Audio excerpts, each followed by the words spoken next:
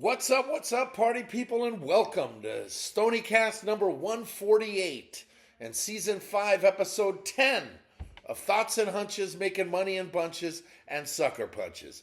It's your boy Stony coming back at you for the 148th time, and I'd like to welcome all of my fellow scumbags, hoodlums, lowlifes, shady characters, heathens, scoundrels, altar boys with unhealthy relationships with their priests, hustlers, wise guys, people that give themselves nicknames and speak in the third person, foul-mouthed raging alcoholics, MLB players that have got into a fight with Bryce Harper, you know who you are, cheats, disasters that take pride in a $4 profit on the WNBA or English soccer at 5 a.m. on a Wednesday. Please. Gangsters, fienders with abusive language, and degenerates. Let's face it, anybody with a massive gambling problem. If you're new to the show, hey, welcome. That means you probably fit into one or more of those categories, and you're now one of us. One of us. One of us. One of us. Gooba gobba, one of us. We accept it, one of us. Sorry, I get a little excited from time to time.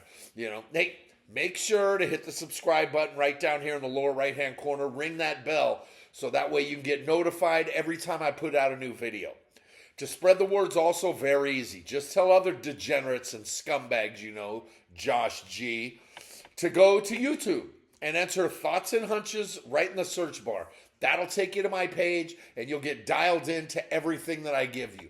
Also, if you're new to the show and you don't know what's what with this channel, it's college and pro football winners, MLB playoff winners with only a week left, and college basketball winners that start in 2 weeks. The books don't expect a guy like me to deliver this many winners. I mean, that's what I do. I'm an outlier and a disruptor. I'm like the Beastie Boys. I disrupt. Step inside the party, disrupt the whole scene! Yes. I go to the mattresses every week and I get the info for you in order to get you to the window with a ticket to cash. Window, not kiosk. Window. Now, before I get to the picks, as usual, I have some thoughts. Give me all you got! Listen, give me all you got! That's right. That'll never get old. With college basketball season beginning in 2 weeks, now's a good time to touch on the Tony Bennett situation in Charlottesville last week. For those of you that don't know, Tony Bennett was the head coach at the University of Virginia's basketball team and suddenly retired last week, 3 weeks before the season starts. Quick bio on Bennett. Bennett played for his father, Dick Bennett, at Wisconsin Green Bay for 3 years in the early 90s. Got drafted by and played for the Charlotte Hornets, primarily as Muggsy Bogues' backup. A few years of increased playing time and starting to become kind of a pretty good role player. That ended when a foot injury basically ended his career. Traveled overseas. He got into coaching in New Zealand and made his way onto his father's coaching staff when Dick Bennett was hired at Wisconsin. Months after Dick Bennett led Wisconsin to the Final Four, he abruptly retired, and Bo Ryan was hired and kept Tony on his staff. A few years later, Dick Bennett came out of retirement to coach at Washington State. He brought over Tony, and when Dick retired, Tony took over in Pullman in 2006. He set school records for Wazoo and was named National Coach of the Year, one of the 4 times that he was named National Coach of the Year. And while there, he recruited and signed a guard by the name of Klay Thompson. You might have heard of him. Budget constraints in the Palouse led to Bennett accepting the job at Virginia in 2009.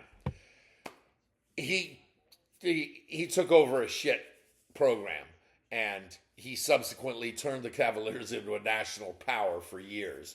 With his defense-first mentality and his adjusted version of his father's famed pack line defense. You probably heard of it. Dick Bennett invented it. Tony Bennett perfected it.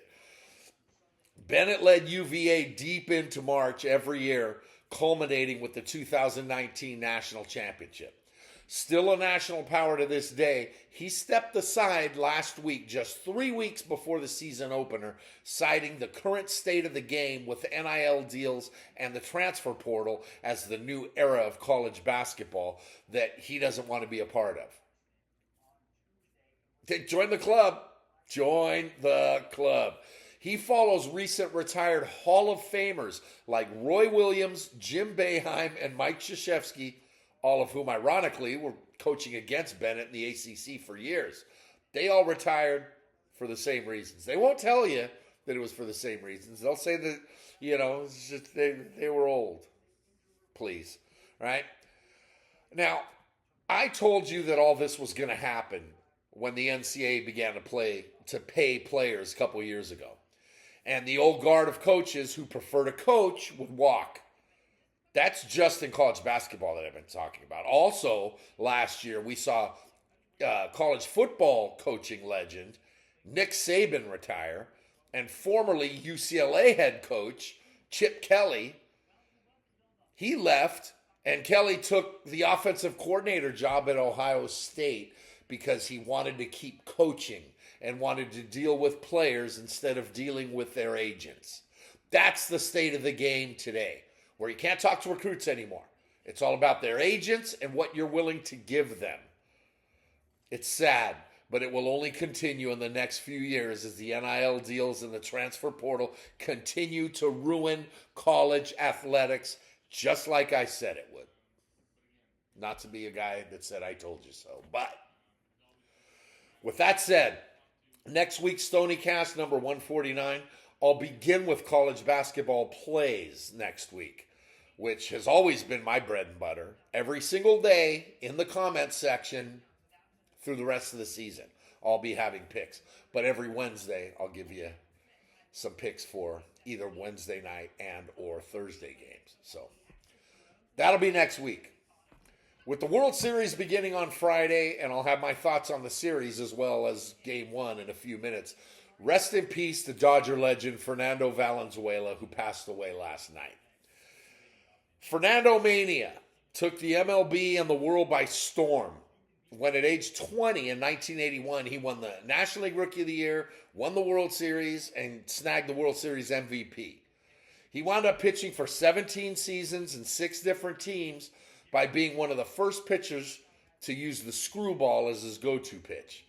He had a career ERA of 3.54, and his career wins above replacement of 41.5 is the highest of any Mexican-born player.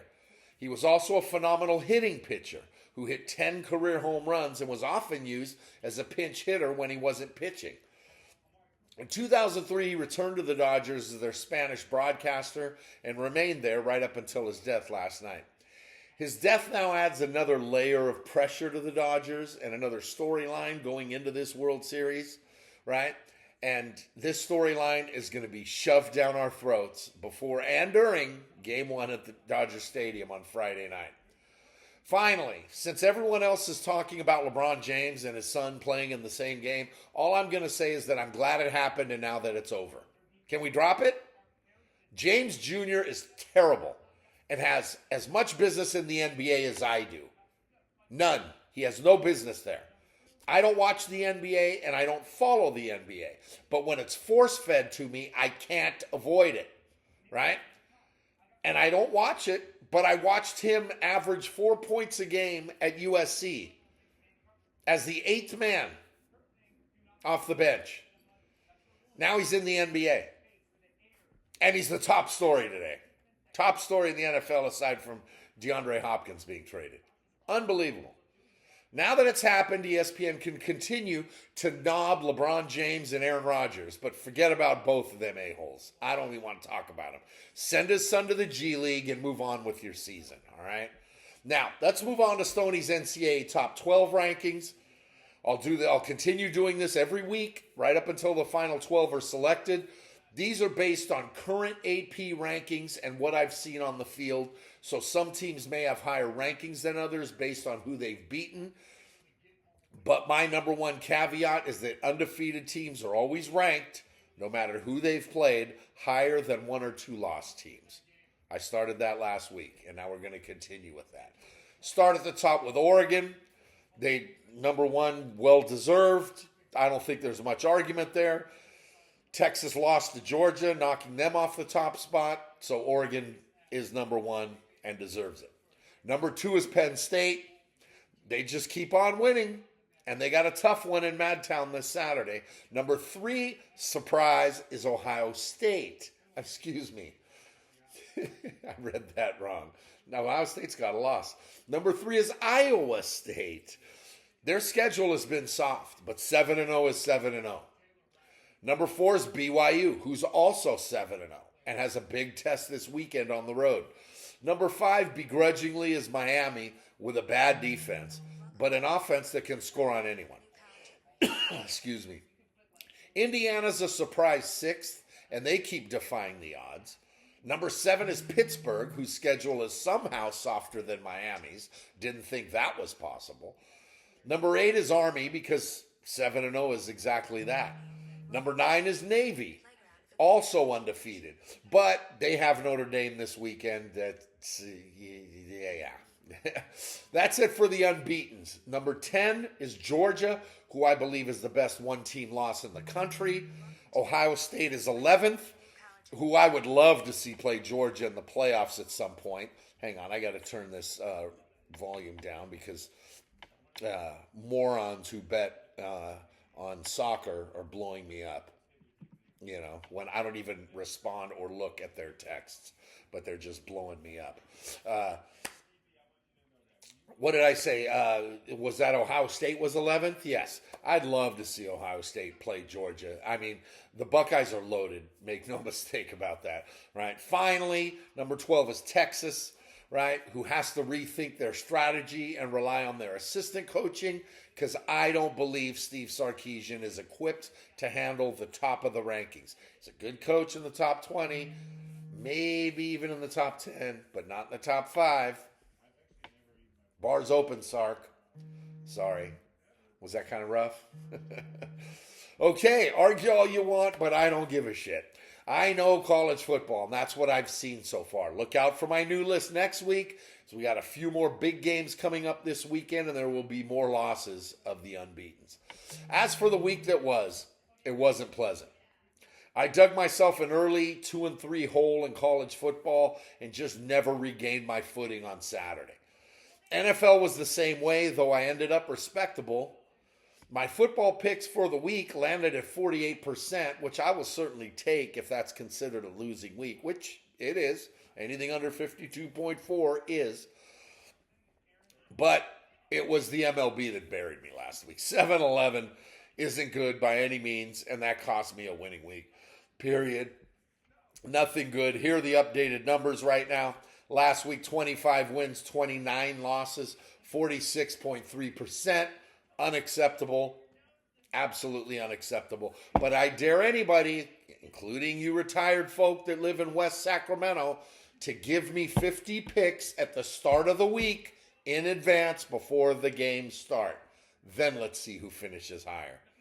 NCAA football for the season, 97 wins, 71 losses, 1 push, 57.74%. That's a 1-point dip from last week. NFL regular season, 62 wins, 46 losses, 5 pushes, 57.41%. Another 1-point dip from last week. MLB playoffs, 45-47. That's 48.91%. That's just not good any way you look at it. And we're here at the World Series now, so we have not only the World Series price, but then at most we have 15 more picks. 7 games with totals and the series price. So overall, every pick that I've given you in all 9 of my Stoniecasts this year, 204 wins, 164 losses, 6 pushes, 55.3%.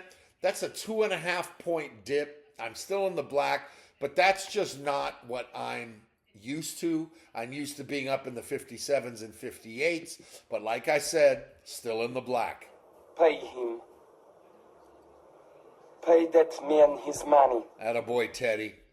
Please remember that all these picks are 100% free. So for all those touts out there, right, all of you that are telling that are going to give you 75 to 80% winners. Come on now.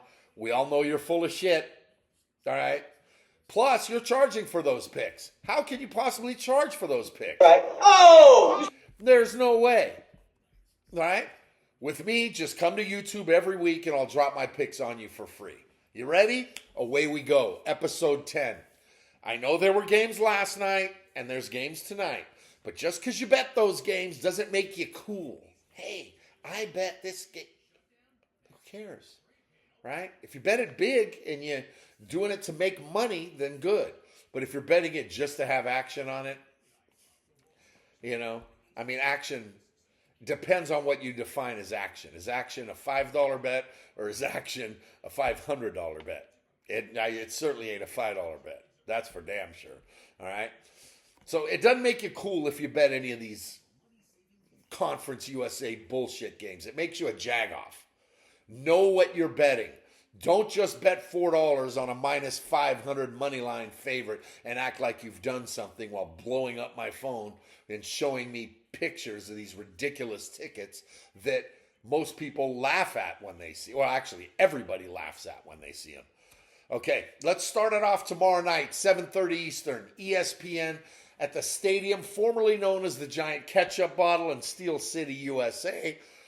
19th ranked Pittsburgh's a 5.5-point home chalk versus 5-1 Syracuse, and the total set at 62.5. Pitt is unbeaten and playing well, but don't sleep on the Cuse. They've been hot. I like Syracuse catching 5.5 on the road. Thursday night NFL, where I'm 3-4-1 on the season. Tomorrow night at 8:15 Eastern on Amazon at SoFi Stadium in Inglewood. Always up to no good. The 5-1 Vikings are 3-point road favorites at the 2-4 Rams, and the total's 48. Not to get too conspiratorial, but the NFL needs the Rams to be relevant, no matter how bad they are. They also don't need Minnesota 6-1. So give me the Rams at home catching a field goal. Friday night NCAA, where I'm now 12-6 on the season. This one goes at 7:30 Eastern on ESPN2 at Alumni Stadium in Chestnut Hill. 4-3 Louisville is a 7-point road favorite at 4-3 Boston College, and the total's 53.5. We all saw Louisville light up Miami's defense last week, but we also saw their defense get torched themselves. BC hasn't been good, but 7 is a big number in conference, so I'm on Boston College at home plus 7. Friday night, 10:30 Eastern on CBS Sports Network at Allegiant Stadium in America's Playground, Las Vegas, Nevada, Sin City, whatever you want to call it. 17th ranked Boise State is a 3.5-point road favorite at 6-1 Nevada, Las Vegas, and the total 65.5. Both offenses can score, but I have more questions about UNLV's defense.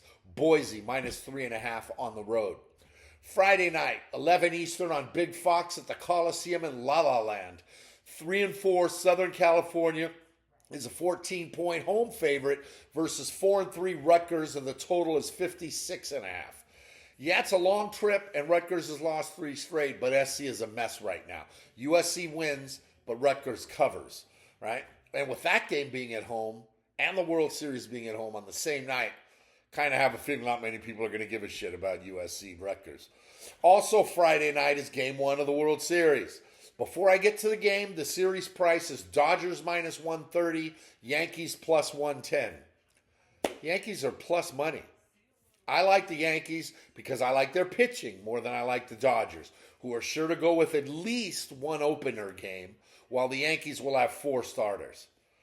Game 1 Friday night, 8:08 Eastern on Big Fox at Dodger Stadium in La La Land. Jack Flaherty, he gets the start for the Dodgers at minus 125, and Garrett Cole gets the ball for the Yankees at plus 105, and the total's 8.5. Flaherty has been great at home, but Cole getting money? This is why he's a Yankee, for spots like this in the World freaking Series. I'm on the Yankees to take game 1. Yankees money line plus 105 and under 8.5. I will post my picks for every game of the World Series in the comments section of this video going forward. So after game one's over and they post the line for game two, look out for that. I'll post my pick right here in this comment section. NCAA Saturday at noon Eastern on ACC Network at Lane Stadium in Blacksburg. 4-3 Virginia Tech is a 10.5-point home favorite versus 5-3 Georgia Tech, and the total's 51.5. G-Tech hasn't been bad, while Va-Tech seems to have found their offense lately. Give me Va-Tech at home and lay the lumber, minus 10.5. Noon Eastern on Big Ten Network at Memorial Stadium in Bloomington. 13th ranked Indiana is a 6.5-point home favorite versus 4-3 Washington, and the total's 53.5. Washington's been way too inconsistent, and to go on the road and take out an unbeaten conference opponent, not going to happen. I like Indiana minus 6.5 at home. Noon Eastern on Big Fox at the Horseshoe in Columbus. 4th ranked Ohio State's a 25.5-point home favorite versus 5-2 Nebraska, and the total's 48.5. Ohio State wins easily, but 25.5 is too many points, even at home. So I'm going to roll with the under 48 here, right? Just have to. And the hook. Don't forget the hook. Ohio State's defense is outstanding. Nebraska's not going to score into the 20s, and Ohio State's not going to score into the 40s. So give me the under. Noon Eastern on ABC at Snoopyville in New Jersey. 12th ranked Notre Dame is a 12.5-point road favorite versus 24th ranked Navy, and the total's 52.5. Notre Dame could win by 3 touchdowns. That's how good they are. Navy, though, is not only unbeaten, but they're 5-1 against the number. I'll take Navy plus 12.5. 3:30 Eastern on FS1 at Huntington Bank Stadium in Stoneapple. 4-3 Minnesota is a 4.5-point home chalk versus 4-3 Maryland, and the total's 46.5.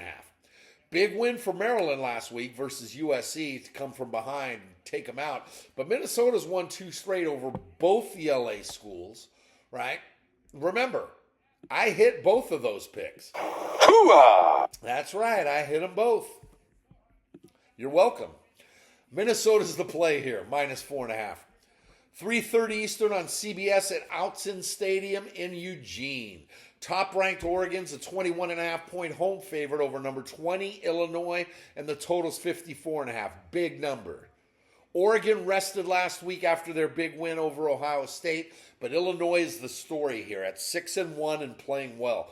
Brett Bielema will be the unanimous National Coach of the Year if he pulls off this upset. He won't, but he'll get the cover. Illini plus 21.5 on the road. 3:30 Eastern on ABC at Bryant-Denny Stadium in Tuscaloosa. 15th ranked, hard to think of that, 15th ranked Alabama is 14-point home favorites versus 21st ranked Missouri, and the total is 55.5. I like Bama to get back on the horse here as Kalen DeBoer starts to hear more voices after last week's loss to Tennessee. No, Bama minus 14. 3:30 Eastern on Big Fox at Amon G. Carter Stadium in Fort Worth. 4-3 Texas Christians, a 6.5-point home favorite versus 5-2 Texas, and the total 66.5. This one's got the makings of a shootout, and it will be. But instead of playing the total, I'm on Tech here, who had won 4 straight until last week's head-scratching loss to Baylor. Tech rights the ship and gets the cover, plus 6.5. Might even win it, but I'll take the 6.5. 3:30 Eastern on ESPN at the Bounce House down in Orlando. Central Florida's a 1.5-point home favorite versus 11th ranked Brigham Young, and the total's 55.5. Trap City here, people. BYU is undefeated and on the verge of cracking the top 10. Why are they dogs to 3-4 Central Florida? Because UCF matches up really well and BYU's banged up at some key positions. That's why. Give me UCF minus 1.5. I'm playing against the trap, baby. Let everyone else take BYU. Excuse me a second.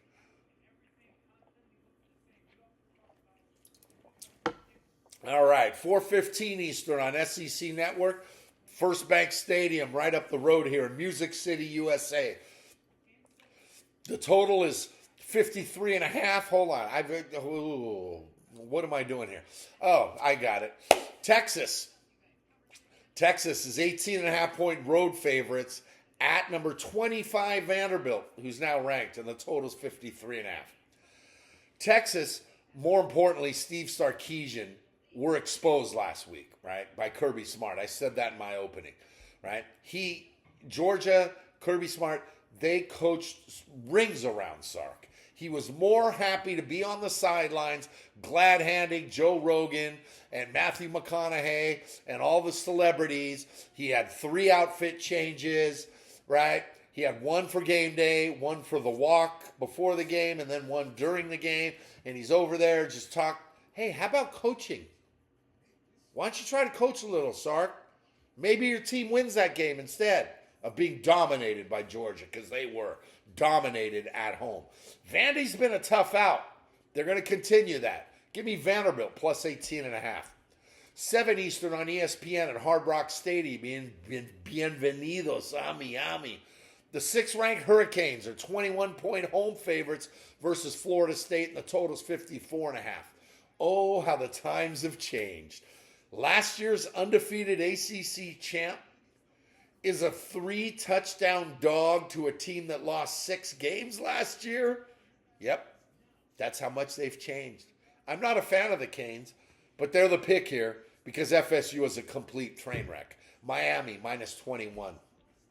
7 Eastern on FS1 at Arizona Stadium in Tucson. 3-4 Arizona's a 3-point home favorite versus 3-4 West Virginia, and the total's 54.5. Neither team's playing well, and Zona is 1-6 against the number.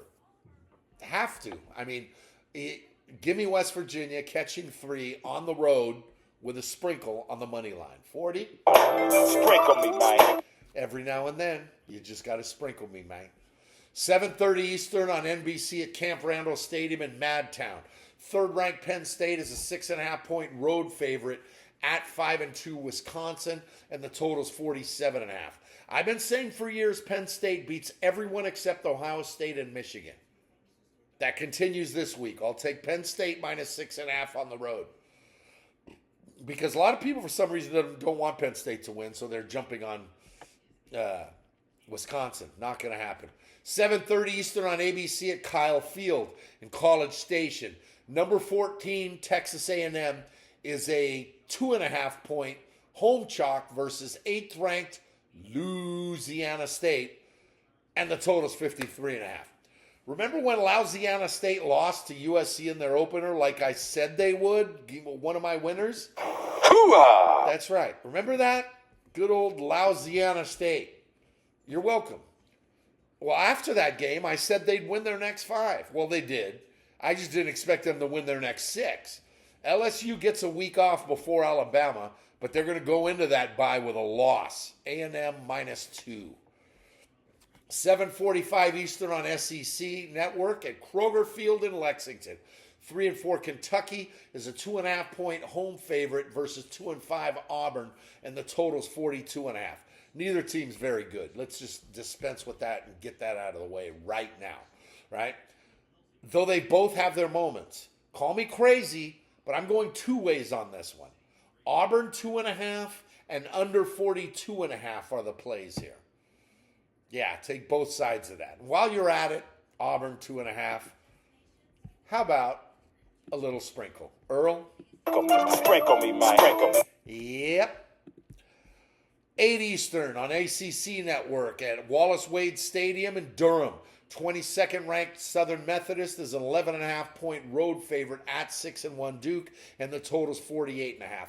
I'll hit this one both ways too, as SMU is really starting to cruise. SMU minus 11.5 and over 48.5. 10:15 Eastern on ESPN at Folsom Field in Boulder. 5-2 Colorado's 5-2 is their home favorites. They're 5.5 home favorites. I got that all confused. Too many 5s and 2s and hooks and 2s in that sentence. Let me get this right. 5-2 Colorado is at home, and they're 5.5-point favorites against 5-2 Cincinnati, and the total's 57. Colorado has surprised most, including me, but Cincy Stony is 6-1 to the number. Colorado wins a close one by a field goal, but they don't cover. Cincy plus 5.5. 10:30 Eastern on CBS Sports Network at Snapdragon Stadium in San Diego. 6-1 Washington State is a 14.5-point road favorite at 3-3 San Diego State, and the total's 57.5. Points are going to come here, but Wazoo's problem is that they can't allow points as fast as they can score. They can't allow points as much as they can score. I like San Diego State plus 14.5. It's just too many. And finally, after Utah shit themselves last week and cost me another degenerate special, dropping me to 3-4-1 on the season, let's hit up this week's late night get right at midnight Eastern on Spectrum at the TC Ching Complex in Stony Lulu, where 3-5 Nevada is a 1-point road favorite. 3-5 Nevada, 1.5 points on the road at 2-5 Hawaii, and the total is 45.5. This is a truly awful game that nobody in their right mind should play, with two god-awful teams getting after it. Only people that would bet this would be the same people that bet $5 on European soccer on a Wednesday. If I have to pick someone, I'll take Hawaii at home, catching a point with a sprinkle. Sprinkle me, man. You got to, especially when it's only one. That's 20 NCAA picks on Saturday to go along with the 1 tomorrow and the 3 Friday. So there's plenty to choose from. Now, with no NFL in England this week, let's get the NFL started at 1 Eastern on CBS at the Jungle in Stony Natty, or Cincinnati, where the 3-4 Bengals are 2.5-point home favorites versus 4-2 Stony Delphia, and the total is set at 47.5. Cincy's not good, and Philly offers no confidence, despite last week's blowout of the New Jersey Giants. Give me Cincy at home, minus 2.5. 1 Eastern on CBS at Huntington Bank Field in Cleveland. 5-2 Baltimore is a 9-point road chalk at the 1-6 Browns, and the total's 44.5. Really? Cleveland is a disaster. And even though Baltimore played Monday night in Tampa and now have to travel again to Cleveland, I don't give a shit. Baltimore's offense is a juggernaut. And as good as Lamar Jackson has been this season, Derrick Henry is the NFL MVP if the season ended today. He's the one that makes things easier for Lamar. Granted, it goes both ways. Lamar makes things easier for Derrick, but Derrick Henry right now, wow. Ravens minus 9. Hell, you could lay 14 and still cover. 1 Eastern on Fox at Ford Field in the Motor City. 5-1 Detroit's an 11-point home favorite versus 1-5 Tennessee, and the total's 45.5. The Titans are perfect here. They're a good pick, as Detroit is coming off an emotional win over Minnesota and has a trip to Lambeau next week. I don't care. Doesn't really matter. That's how bad Tennessee is. They are truly, truly awful. Lions minus 11. 1 Eastern on Fox at Hard Rock Stadium in Bienvenidos a Miami. 2-4 Dolphins are 3-point home favorites versus 3-4 Arizona, and the total's 47. Zona's coming off a win, but a short week and has to travel cross country for this game. Kyler Murray hasn't won back-to-back games in 3 years. All that's playing against them. That's the only reason why Miami's favored. But that ends this week. It's a big reason because Tua maybe could possibly play. I don't know. One hit, it's frightening because Tua's a likable guy and everybody likes Tua, and nobody wants to see him go through this. But yeah, anyway, Zona plus 3 has to be the play here with a sprinkle. Sprinkle me, man. You got to. 1 Eastern on CBS at Gillette Stadium at Gillette Shaving Cream Stadium in Foxborough. The 2-5 Jets are 7-point road favorites at 1-6 New England, and the total's 41.5. I'm gonna have to turn my eyes away because I can't even watch this game. Two god-awful teams that are clearly struggling. I couldn't care less about the team struggling. Thanks, Joe. One of these teams is the most overrated team in the history of the NFL. And because of that, it makes me take the Patriots at home catching 7. Don't want to, but I have to. It's how bad the Jets are. 1 Eastern on Fox at the Big Sombrero in Tampa. The 4-3 Falcons are 2.5-point road favorites at 4-3 Tampa Bay, and the total's 46. The Falcons, they beat the Bucks 3 weeks ago. Remember that? I totally remember it. It was in Hotlanta, and it was one of my winners. Hoo-ah! It was one of my many winners that week. You're welcome. And I said that at that time that I would roll with the Bucks this time. Even though they're banged up, they lost both their wide receivers on Monday Night Football. Yeah, I know, we all saw it. And they're coming off a short week. Bucks plus 2.5 at home with a sprinkle. Earl. Big timer. Come on, Earl. Sprinkle me, man. That's right. Earl's got to do that from time to time. 1 Eastern on Fox at Everbank Stadium in Duval County. The 5-2 Packers are 4.5-point road favorites at 2-5 Jacksonville, and the total set at 50. Mismatch? Not so much. Green Bay is a sandwich. They're in a sandwich spot right here with Detroit coming next week, right? Call me nuts, but give me the Jags at home catching 4.5 because somebody, not mentioning any names, Jack, told me yesterday, don't let the Jags get hot. Don't let that happen. God forbid. But yeah, Jags plus 4.5. 1 Eastern on CBS at Energy Stadium in H-Town. The 5-2 Texans are 6-point home favorites versus 4-3 Indianapolis, and the total's 46. Houston didn't play well. They didn't play well at all in last week's loss at Green Bay. And Indy has won 2 straight against Miami and Tennessee. Not exactly the 2 best teams in the NFL. Houston gets back on track at home. Lay the 6 with the Texans in H-Town. 4 p.m. Eastern on Fox at SoFi Stadium in Inglewood. Always up to no good. The 3-3 Chargers are 7.5-point home favorites versus 2-5 New Orleans, and the total's 40. Chargers are coming off a short week in which they lost and looked bad in doing so, but their defense is elite. It really is. And the Saints are just pathetic. Remember when they started 2-0? Yeah, I don't either. Chargers minus 7.5. Risky, but just almost kind of have to. 4 Eastern, top story. Around the horn. Pardon the interruption. Top story. LeBron. Top story for the next 6 months. Get used to it, America. 4 Eastern on Fox at Lumen Field in Seatown. 5-2 Buffalo's a 3-point road favorite at 4-3 Seattle, and the total's 47. Buffalo won their last 2 over the Jets and the Titans. Yeah, I said the same thing. I really did, once I saw who they beat. Seattle won in Atlanta last week, and they're going to make it 2 straight this week. Seahawks plus 3 at home with a sprinkle. Sprinkle me, man.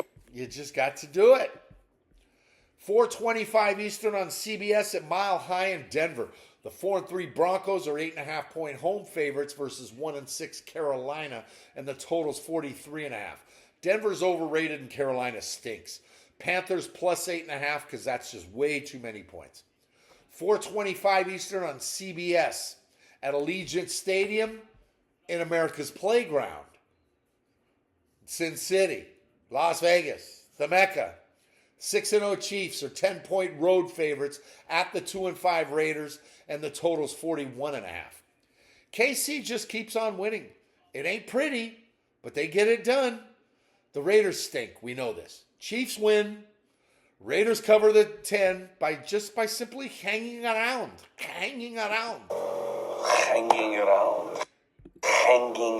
Attaboy, Teddy. That's how it's done. While you're at it, taking the Raiders and the 10, fire on under 41.5 as well. 4:25 Eastern on CBS at Northwest Stadium in Landover. The 4-2 Bears are 1.5-point road favorites at 5-2 Washington, and the total's 43.5. Both teams are playing last place schedules, and their only losses were to the good teams they've played. Both teams are highly glorified by the press and highly overrated. Just, ugh. As well, Jaden Daniels may play, but he ain't healthy. Give me the Bears on the road, laying a 1.5. After Sunday night's win got me to 4-4 on the season, we now look to go over 500 at 8:20 Eastern on NBC at 501 Denim Jeans Stadium in the Silicon Valley. The 3-4 49ers are 4.5-point home favorites over the 3-3 Cowboys, and the total's 46.5. Two more teams highly overrated, but as banged up as the 49ers are, Jerry Jones don't own the Cowboys. 49ers do. SF minus 4.5. Finally, on Monday night at 8:15 Eastern on ESPN at the stadium formerly known as the Giant Ketchup Bottle, the 5-2 Steelers are 6.5-point home favorites versus the 2-5 Giants, and the total's 36. Did Mike Tomlin make the right call in giving the keys to the car to Russell Wilson? Probably. We all know how bad the Giants are, but that's at home. Steelers win, but Giants cover the 6.5 to close out the week. 17 NFL plays to go along with 24 college picks gives us 41 on the week. And 23 is our goal, but 25 or 26 makes a statement. That's just in these football games plus the one baseball game. And there's going to be more baseball games, right? The thing is, you got to remember, even with all those losses last week and the losing week, I hit 5 games that I told you to sprinkle on the money line. 5 out of 8. That ain't bad. 5-3 on money line bets with dogs. Try that one, Tom Cruise. Yeah. So let's hit them hard. Let's hit them early. MLB World Series playoff. MLB World Series picks will continue daily throughout the remainder of the series and season. Make sure to check back next week as Stoniecast number 148 will be coming out at you. So until then, just remember, if you want to win big, you got to bet big. You can go broke taking a profit, depending on what the profit is. Is it $2? Is it $3.80? That's not a profit. Scared money don't make money. For me, the action is the juice. The difference between winning and making money is that anyone can win betting chalk, but you can't make money unless you take the dogs. What do you want to do? Do you want to win or do you want to make money? There's money on the streets that can't be ignored. And finally, good luck to you. Still miss you, Gooch. My brother, Teddy, deliver us. Pay that man his money.